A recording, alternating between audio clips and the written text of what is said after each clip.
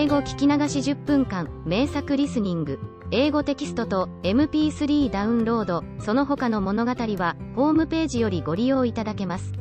88thpp.com 88thpp.com Fourth story. The Prince and Princess. Gerda was obliged to rest herself again, when, exactly opposite to her, a large raven came hopping over the white snow. He had long been looking at Gerda and shaking his head, and now he said, "Caw. Caw. Good day. Good day." He could not say it better, but he felt a sympathy for the little girl, and asked her where she was going all alone. The word alone Gerda understood quite well, and felt how much was expressed by it, so she told the raven her whole history, and asked if he had not seen Kay. The raven nodded very gravely, and said, "It may be, it may be." "What, do you really think so?" cried the little girl, and she nearly squeezed the raven to death, so much did she kiss him. "Gently, gently," said the raven. "I think I know, I think that it may be little Kay. But now he has forgotten you for the princess." "Does he live with a princess?" asked Gerda. "Yes, listen," said the raven, "but it will be difficult for me to speak your language. If you understand the raven language I can tell you better." "No, I have not learnt it," said Gerda, "but my grandmother understands it, and she can speak gibberish too. I wish I had learnt it." "No matter," said the raven, "I will tell you as well as I can, however, it will be bad enough." And then he told all he knew. "In the kingdom where we now are there lives a princess, who is extraordinarily clever, for she has read all the newspapers in the whole world, and has forgotten them again, so clever is she. She was lately, it is said, sitting on her throne, which is not very amusing after all, when she began humming an old tune, and it was just, 'Oh, why should I not be married?' That song is not without its meaning," said she, and so then she was determined to marry, but she would have a husband who knew how to give an answer when he was spoken to, not one who looked only as if he were a great personage, for that is so tiresome.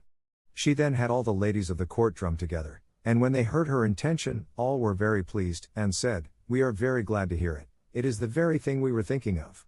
"You may believe every word I say," said the raven, "for I have a tame sweetheart that hops about in the palace quite free, and it was she who told me all this."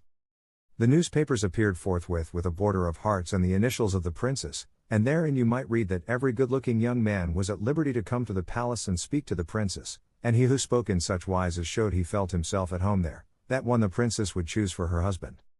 "Yes, yes," said the raven, "you may believe it, it is as true as I am sitting here." People came in crowds, there was a crush and a hurry, but no one was successful either on the first or second day.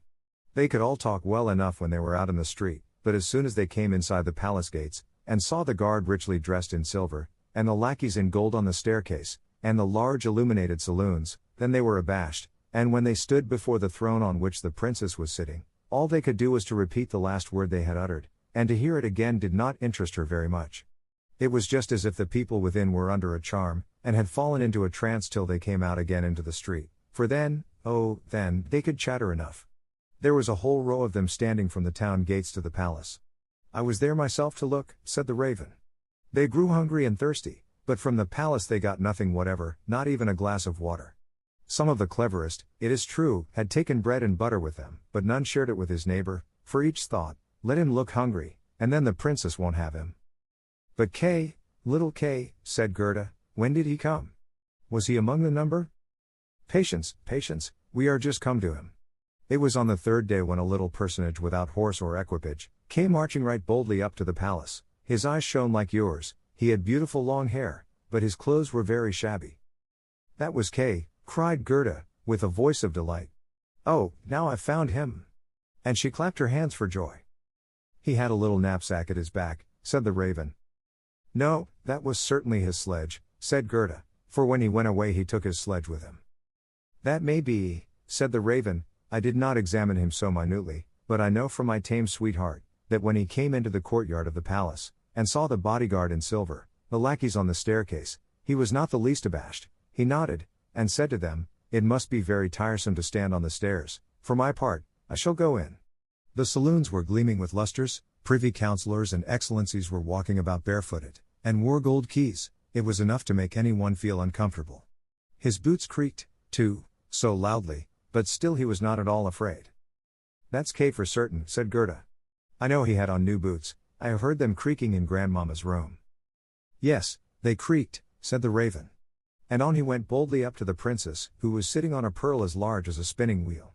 All the ladies of the court, with their attendants and attendants, and all the cavaliers, with their gentlemen and gentlemen's gentlemen, stood round, and the nearer they stood to the door, the prouder they looked. It was hardly possible to look at the gentleman's gentleman, so very haughtily did he stand in the doorway. It must have been terrible, said little Gerda. And did Kay get the princess? Were I not a raven, I should have taken the princess myself, although I am promised. It is said he spoke as well as I speak when I talk raven language, this I learned from my tame sweetheart. He was bold and nicely behaved, he had not come to woo the princess, but only to hear her wisdom. She pleased him and he pleased her. Yes, for certain that was Kay, said Gerda. He was so clever, he could reckon fractions in his head. Oh, you take me to the palace. That is very easily said, answered the raven. But how are we to manage it? I'll speak to my tame sweetheart about it, she must advise us, for so much I must tell you, such a little girl as you are will never get permission to enter. Oh, yes I shall, said Gerda, when Kay hears that I am here, he will come out directly to fetch me. Wait for me here on these steps, said the raven. He moved his head backwards and forwards and flew away. The evening was closing in when the raven returned. Caw, said he. She sends you her compliments, and here is a roll for you. She took it out of the kitchen, where there is bread enough. You are hungry, no doubt. It is not possible for you to enter the palace, for you are barefooted, the guards in silver and the lackeys in gold, would not allow it, but do not cry, you shall come in still. My sweetheart knows a little back stair that leads to the bedchamber, and she knows where she can get the key of it. And they went into the garden in the large avenue, where one leaf was falling after the other, and when the lights in the palace had all gradually disappeared, the raven led little Gerda to the back door, which stood half open. Oh, Gerda's heart beat with anxiety and longing.